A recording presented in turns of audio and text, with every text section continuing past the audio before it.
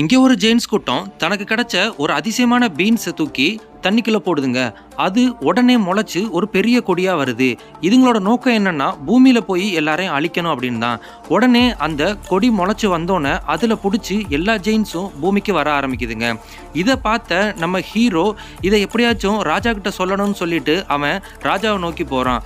அதுக்குள்ள அந்த ஜெயின்ஸ் எல்லாம் பூமிக்கு வந்துடுதுங்க. இவனும் போயிட்டு ராஜாவை எச்சரிக்கிறான். ஆனா யாரும் அவனை கண்டுக்கிறல. உடனே திரும்பி பார்த்தா தெரியுது அந்த ஜெயின்ஸ் கூட்டம்லாம் இவங்களை துரத்த ஆரம்பிக்குதுன்னு. அப்போதான் எல்லாம் அறக்க பறக்க ஓட ஆரம்பிக்கிறாங்க.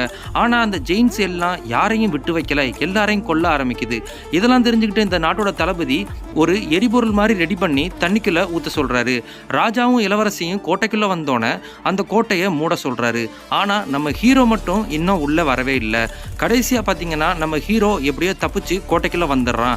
அப்போதைக்கு பாத்தீங்கன்னா அந்த ஜெயின்ஸ் கூட்டத்திட்ட இருந்து இவங்க எல்லாம் தப்பிச்சிடுறாங்க.